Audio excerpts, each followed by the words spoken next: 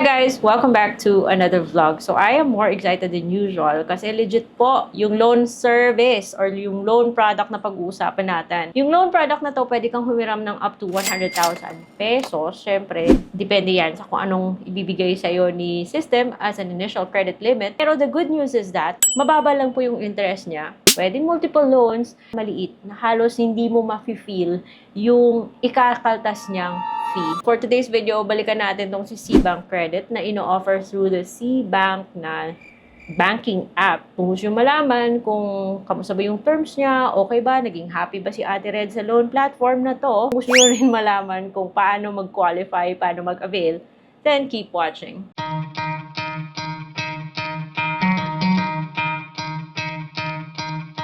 Hello everyone! Welcome back to my channel. It's Ate Red here and as usual, utang po yung pinag-uusapan sa channel na to. This video is not sponsored. Uunahan ko na kayo, but it's based on my personal experience because meron akong account sa kay Cbank. I got the email na pwede na ako mag-Cbank credit and initially, na-approve ako sa 20,000 pesos. Kung gusto nyo talaga makita yung step-by-step process from activation to yung first ko siyang tinry, then you can go to this vlog. Pero guys, back then kasi, for the purpose of just testing it out, 2,000 lang in-avail ko. So the question is, kung medyo matagal ba bago ka mag-apply or kumuha ng bagong loan, mawawala pa. So hinintay ko guys ng 1 month. Buti na lang guys, approved pa rin. At nagpapautang pa rin. Pakita ko na lang sa inyo kung ano yung napala. Ano yung napala ako sa loan app na to? Kasi actually, pwede siyang multiple loans, guys. Even if it says na maximum of 100,000 pesos, but syempre, the activation or the evaluation, kamusta ba yung credit history mo, kamusta ba yung other qualifications mo, saka siya magde-decide kung magkano yung initial na credit limit mo. But at least, pwedeng multiple loans. Kasi as you can see, guys, hindi ko pa tapos bayaran yung 2,000 pesos. Meron pa akong upcoming payment. Nakapag-loan ulit ako sa kanya. And I needed 7,000 pesos. And because I was able to get 7,000 pesos, at least maaasahan po yung loan app na to. So, just for the purpose of demonstrating why natutuwa ako sa loan app na to, pakita ko na lang to sa inyo, guys. And nakita nyo, di ba, sabi ko sa inyo, 20,000 yung initial na binigay sa aking credit limit.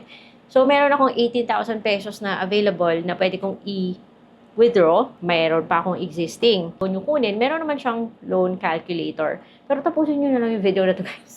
So, say for example, kukunin mo yung 18,000 pesos, meron po siyang available terms like 3, 6, and 12 months. Bongga, di ba? Hindi 7 days. And yung inassign sa akin interest is 2.95% per month, which is okay na rin. It's better than my S-loan kasi si S-loan ko is 4.95. This one is 2.95. So, yung monthly installment ko sa 18,000 pesos is going to be 6,531. Payable, fixed po yung due date kung kailan ka magbabayad ng installment mo. Hindi mo buong matatanggap yung 18,000 pesos, pero parang okay na rin kasi yung ikakaltas lang naman yung isa documentary stamp fee, which is 37.36 sa 18,000. So, yung matatanggap mo is almost 18,000 pa rin. 17,962.64 to be exact. So, itong documentary stamp fee kasi is imposed by BIR.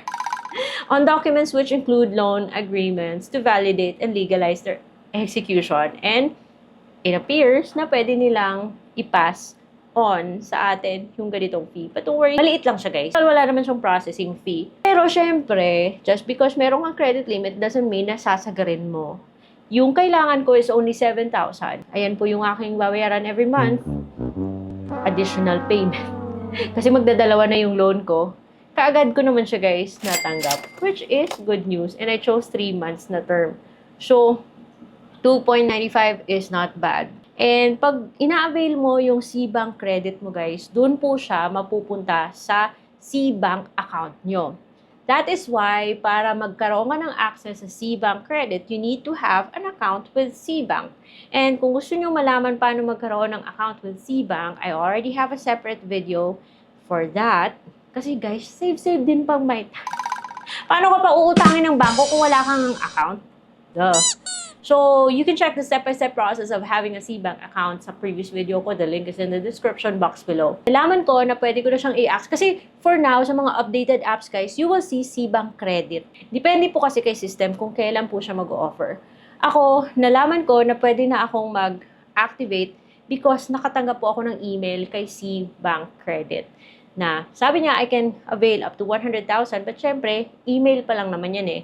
It will still depend sa evaluation. So legit na legit siya guys because SeaBank is a bank that's regulated by Bangko Sentral ng Pilipinas, so it's registered. Naka-state din dun sa email na no hidden fees. Pinakita niya nga na meron siyang ibabawas, di ba? Get approval in seconds. The reason for that is because meron ka ng account sa SeaBank, so nandun na yung information nyo. And then flexible withdrawal. So, pwede kang multiple withdrawal based on your needs. And syempre, kung kaya ng credit limit, nasa SeaBank credit nyo, di ba? So, yung simple steps is summarized dun sa email. But, I guess certain things will also vary from one user to another. But generally speaking, you just need to open your SeaBank mobile app and you will see SeaBank Credit on the homepage. Checkmark the terms and conditions and privacy statement box and tap apply now. Fill out the necessary details. No additional documents required kasi syempre may account na kasi si SeaBank, di ba? Submit the application and seconds lang guys. So, yung initial credit limit na binigay sa akin is 20,000 pesos. And if you want to revisit that video, you can go there. And balitaan ko na lang kayo guys kung nagka-increase ako. Balikan natin to. So far, happy po ako sa credit limit ko dito kay SeaBank. So parang related si SeaBank tsaka si S-Loan. Siyempre, mas ipa-prioritize ko yung loan platform na mas mababa yung interest. Dapat kasi wise tayo sa mga financial decisions natin. Kaya, kung hindi pa kayo subscribe sa channel na to, subscribe kayo kasi dito pinapakita ko sa inyo kung yung meron sa iba't ibang mga pwede nating utangan online. This video is not sponsored by SeaBank nga pala guys. Anyway, so legit na legit po siya kasi it's offered through the SeaBank app at kung wala pa kayong SeaBank credit, huwag kayong mag-alala. Kasi safe naman so far kasi safe naman si SeaBank, save muna pag may time. Meron po siyang ATM that you can also request through the app. So, I hope you check my other videos to learn more kasi yun lang for today's video.